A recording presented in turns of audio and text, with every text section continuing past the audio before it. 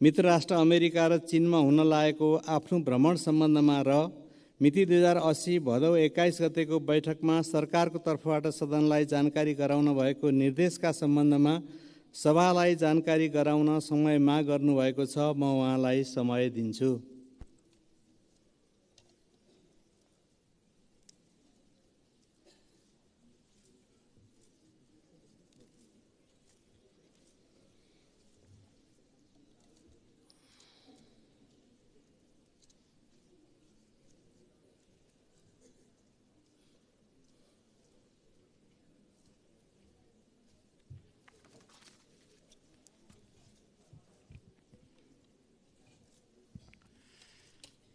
सम्मान्य सभामुख महोदय, छिमेकी मित्र राष्ट्र चीनका प्रधानमन्त्री महामहिम श्री ली छियाङको मैत्रीपूर्ण निमन्त्रणामा चीनको औपचारिक भ्रमण र संयुक्त राष्ट्रसङ्घको 78औं महासभामा नेपाली प्रतिनिधिमण्डलको नेतृत्व गरी न्युयोर्क प्रस्थान गर्नु अघि यस सम्मानित सदनलाई जानकारी गराउन म यहाँ उपस्थित भएको छु। सभामुख महोदय, संयुक्त राष्ट्रसङ्घको महासभामा राष्ट्राध्यक्ष तथा सरकार प्रमुखबाट नेपाली प्रतिनिधिमण्डलको नेतृत्व गरी सहभागी हुने प्रचलन रहिआएको यस सम्मानित सदनलाई अवगत नै छ। यही प्रचलन अनुरूप संयुक्त राष्ट्रसङ्घको 78औं महासभामा सहभागी भई सम्बोधन गर्नको लागि विश्व संस्थाका महासचिवबाट निमन्त्रणा प्राप्त भएको छ। न्युयोर्क स्थित संयुक्त राष्ट्रसङ्घको मुख्यालयमा आयोजना हुन गइरहेको यस महासभामा सरकार प्रमुखको हैसियतमा सहभागी भई नेपाली मौलिकताको लोकतन्त्र, समावेशी शासन प्रणालीको हाम्रो अभ्यास र समुन्नत नेपालको निर्माणमा हाम्रो प्रयासका विषयहरूलाई विश्व समुदाय समक्ष मुखरित गर्न पाउनुलाई मैले एउटा महत्त्वपूर्ण अवसरको रूपमा लिएको छु। यसै गरी यसै वर्ष दिगो विकास, जलवायु परिवर्तन, विश्वव्यापी महामारीका कारण सृजित स्वास्थ्य चुनौतीहरू, दिगो विकासका लक्ष्य हासिल गर्न वित्तीय प्रबन्ध लगायतका संयुक्त राष्ट्रसङ्घका सदस्य मुलुकहरूका साझा चासो एवं सरकारका विषयहरूमा गहन रूपमा छलफल हुने गरी साइडलाइनमा आयोजना हुने विभिन्न उच्चस्तरीय बैठकहरूमा सहभागी हुन समेत मलाई निमन्त्रणा प्राप्त भएको छ। यस वर्षदेखि अल्प विकसित राष्ट्रहरूको समूहको अध्यक्षको हैसियतले नेपालले 47वटा देशको प्रतिनिधित्व गर्दै साझा चासोका विषयहरूमा विभिन्न मञ्चमा धारणा राख्नुपर्ने जिम्मेवारी पनि हामीलाई आएको छ। यो सधैँ प्राप्त हुने अवसर होइन।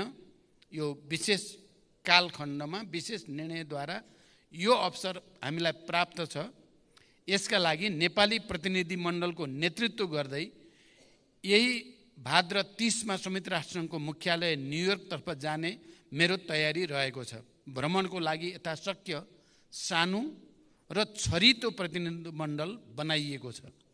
सभामुख महोदय, यस वर्ष 18 देखि 26 सेप्टेम्बरसम्म चल्ने संयुक्त राष्ट्रसङ्घको यस 78औं महासभाको उच्चस्तरीय सत्रमा हुने जेनरल डिबेटको विषय rebuilding trust and reigniting global solidarity, accelerating action on the 2030 agenda and its sustainable development goals toward peace, prosperity, progress and sustainability for all भन्ने रहेको छ र असोज 4, 2080 तदनुसार 21 सेप्टेम्बर 2023मा महासभालाई नेपालको तर्फबाट मैले सम्बोधन गर्ने गरी कार्यक्रम तय भएको छ।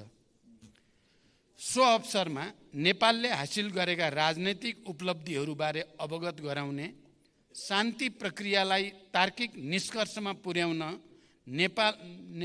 नेपालले गरिरहेको प्रयासमा अन्तर्राष्ट्रिय समुदायको सद्भाव खोज्ने, अति कम विकसित मुलुकबाट दिगो र स्थायी रूपमा स्तरोन्नति हुन आइपरेका चुनौतीहरूबारे विश्व समुदायको ध्यानाकर्षण गर्ने, अल्प विकसित देशहरूको समूहको अध्यक्षको हैसियतले यो समूहका सदस्य राष्ट्रहरूले झेल्दै आएका विशिष्ट चुनौतीहरूबारे आवाज उठाउने, जलवायु परिवर्तन बाट नेपाल जस्तो पर्वतीय देशमा परेको गहिरो र दूरगामी प्रभावहरू लगायतका नेपालका लागि चासोका विषय र प्राथमिकताहरूप्रति विश्व समुदायको ध्यानाकर्षण गराउने तयारी रहेको छ। सम्माननीय सभामुख महोदय, संयुक्त राष्ट्रसङ्घको 78औं महासभाको उच्चस्तरीय सत्रलाई सम्बोधन पश्चात असोज 5 गते छिमेकी मुलुक जनवादी गणतन्त्र चीनको औपचारिक भ्रमणका लागि हङजाओ जाने कार्यक्रम तय भएको छ। संयुक्त राष्ट्रसङ्घमा गर्ने सम्बोधन र चीन भ्रमणको तालिका बीच अत्यन्त छोटो समय रहेका कारण म न्युयोर्कबाट सिधै छिमेकी मित्र राष्ट्र चीनको भ्रमणमा जानुपर्ने परिस्थिति बन्न गएको हो। नेपाल र चीन बीच सदियौँदेखि सौहार्दपूर्ण एवं घनिष्ठ सम्बन्ध रहिआएको छ र हालैका वर्षहरूमा यो सम्बन्ध बहुआयामिक क्षेत्रमा व्यापक र थप घनिष्ठ बन्दै गएको छ। चीन लामो समयदेखि नेपालको विकास साझेदार रहेको र नेपालको सर्वाङ्गीण विकासको प्रयासमा सहयोग गर्दै आएको छ। नेपालको प्रधानमन्त्रीको हैसियतमा मेरो यो तेस्रो चीन भ्रमण हुनेछ।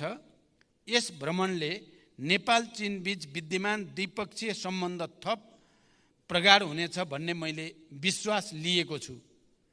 यस भ्रमणलाई नेपाल र नेपाली जनताको हित एवं नेपाल चीन सम्बन्धलाई मजबुत तुल्याउन सदुपयोग गर्ने मेरो प्रयास रहने कुरा म यस सम्मानित सदनलाई अवगत गराउन चाहन्छु।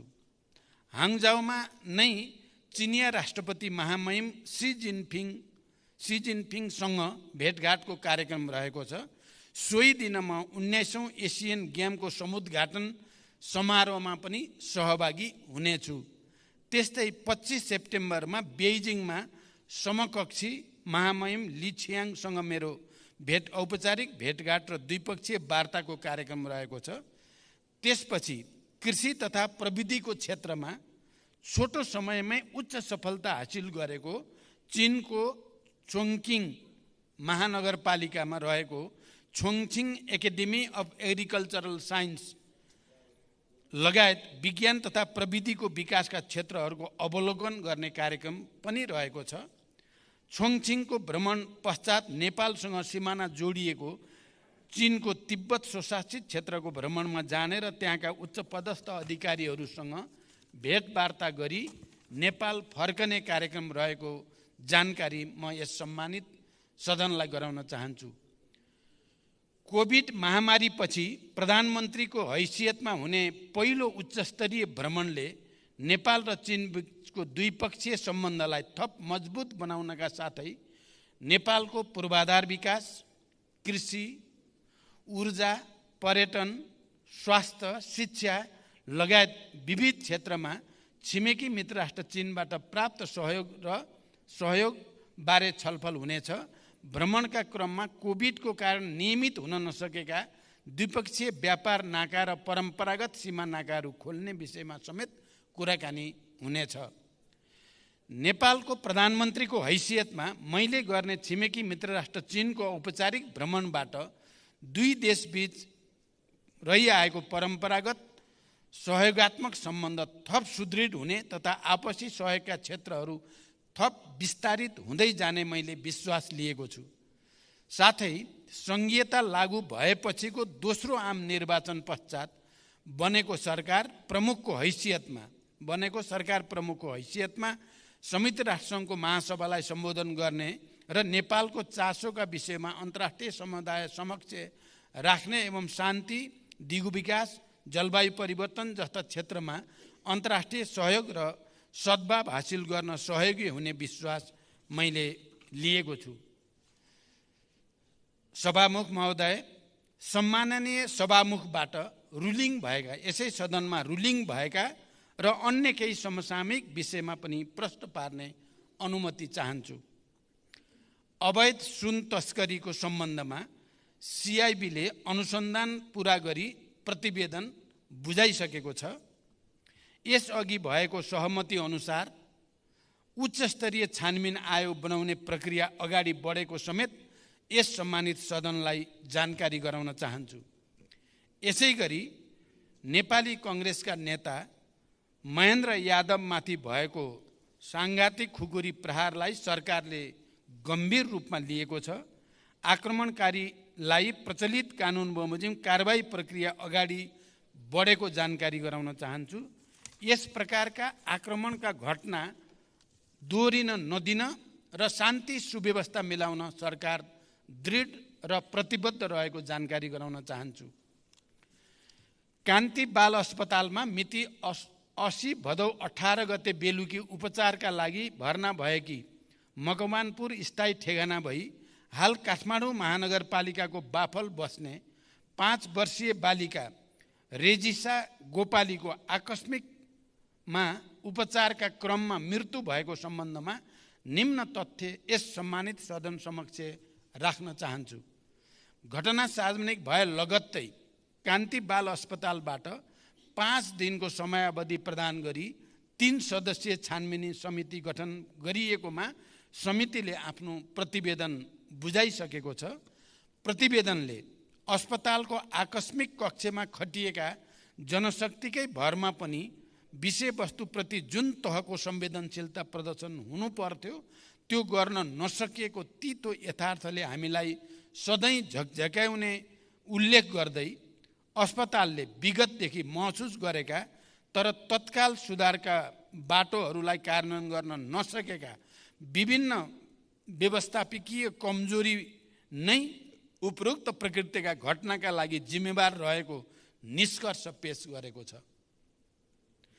यसका साथै प्रतिवेदनले अस्पतालले आफ्नो तहबाट गर्न सकिने सुधारको थालनी तत्समयबाट गरिसकेको छ भने अझै गर्नुपर्ने सुधारका निम्ति आफ्नो पहल कदमीले मात्र सम्पादन हुन नसक्ने कार्यका लागि तालुक निकायको समेत सहयोगको अपेक्षा गरेको भन्ने उल्लेख गरिएको छ। प्रतिवेदनमा सरकारका तर्फबाट यस्ता घटनामा दोषी पाइए कारबाहीको दायरामा ल्याइने तथा आगामी दिनमा यस्ता घटना दोहोरिन नदिन थप कदम चालिने विश्वास समेत म यस सम्मानित सदन समक्ष दिलाउन चाहन्छु।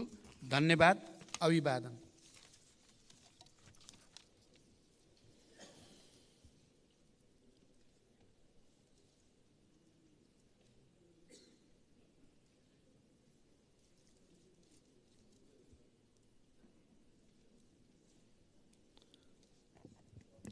माननीय सदस्यहरू,